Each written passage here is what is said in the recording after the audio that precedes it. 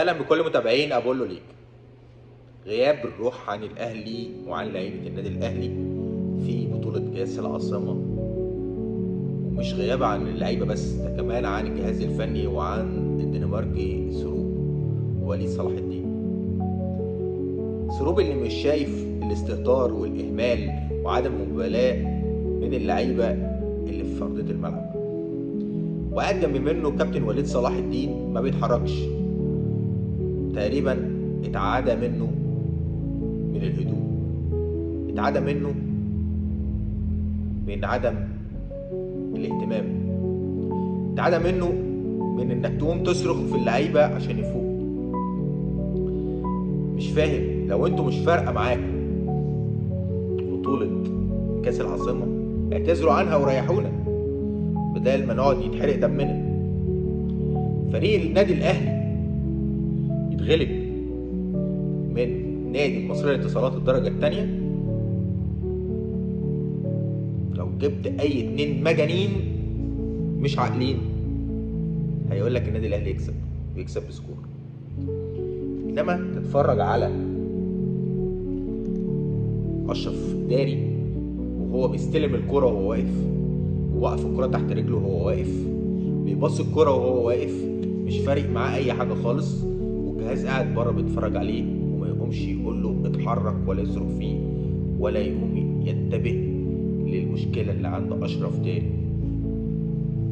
يبقى هنا في مشكلة إن بطولة كأس العاصمة مش فارقة مع إدارة نادي الأهلي. اتحاد الكرة طلع قرار إن بطولة كأس العاصمة هيتلعب بدون اللعيبة الدولية من تاريخ 10/12 على كل الفرق، عليك وعلى مين. انت ليه يا كابتن محمود الخطيب ما طلبتش ان الماتش مصرية للاتصالات اللي اتلعب وخسرنا منه ده غياب 15 لعيب من اللعيبة الأساسية من النادي الأهلي من يوم 27/11؟ دور ال 16 في كأس العاصمة بيتلعب من يوم 27/11. ليه ما طلبتش 27/11 أو 28/11 أو 29/11 أو 30/11 ومعاك من يوم 1/12 ليوم 8/12 قبل اللعيبة الدولية بتاعتك ما تسافر؟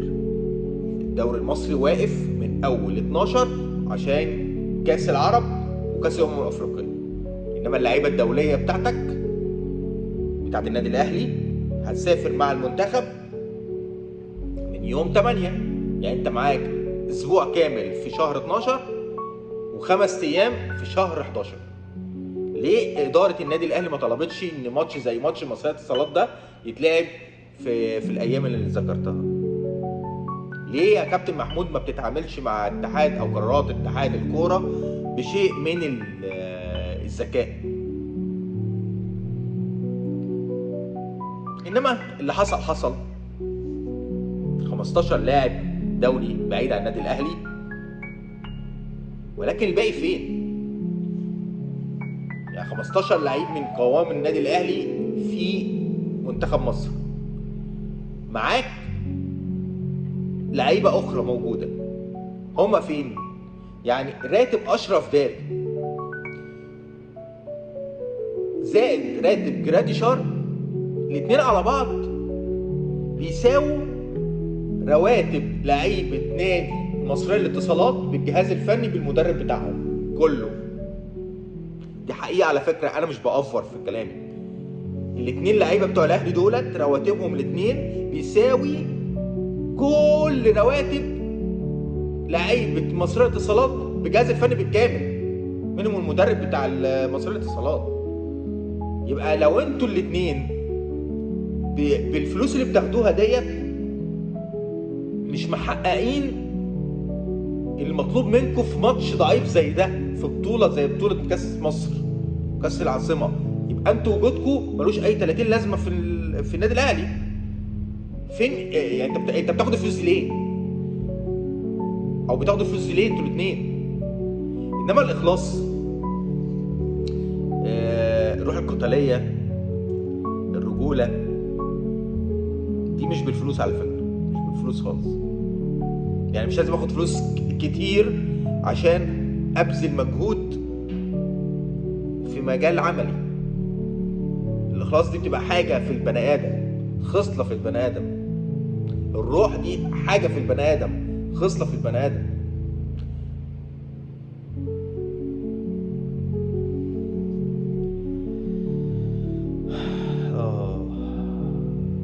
انما مش هنسى ولا هتناسى غلطات سروب في التشكيل.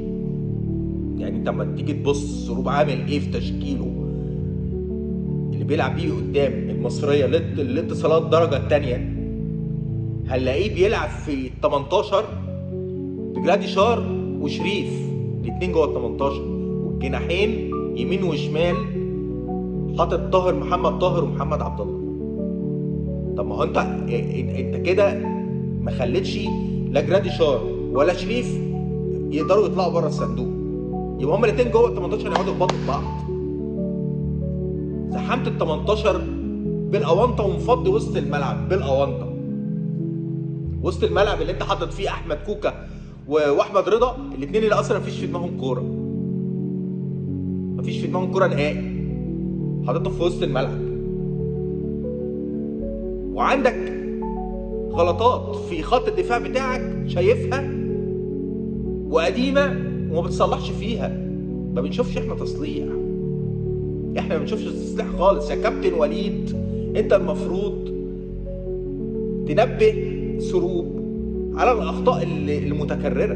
انت لما تشوف الجون اللي جه فيك من المصريه اتصالات هتلاقيه كربونه من الجون اللي جه فيك في الدوري من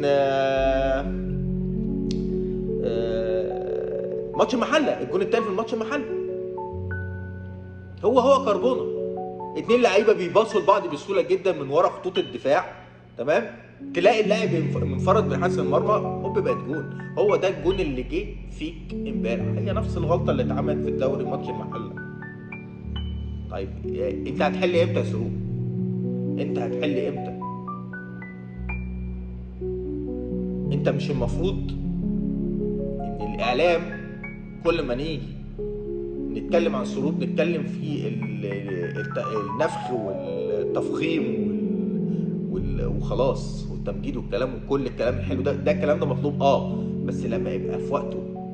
انما احنا كل ما نيجي نتفرج على قناه النادي الاهلي جاي تفخيم في المدرب. طب انت المفروض تستنى لما يبقى وقت ده يحصل، فخم زي ما انت عايز. خدت بطوله كاس العاصمه، رابطه، الدوري العام، تقدر تطلع تنام. مش هقدر اطلع اتكلم في حاجه، انا هطلع انفخ معاك. انما انت كل ما اجي افتح قناه النادي الاهلي خبر عن ظروف، مفيش حد بيطلع ينقد. النقد ده شيء صحي، مش ان انا اطلع انقد ده ان انا بهاجم المنظومه بتاعت النادي الاهلي ولا اداره النادي الاهلي ولا الجهاز الفني النادي الاهلي. بالعكس انا ببقى واقف في ظهره، عايزه يفوق للخطا المعين اللي انا شايفه وهو مش شايفه، او شايفه متناسيه او ما بيحاولش يصلح منه. الاهلي بره كاس العاصمه بسبب استهتار سروب اولا، وليد صلاح ثانيا، اللعيبه اللي بتاخد فلوس بالملايين بدون اخلاص الفانلة اللي لابساها ولا لعب برجوله.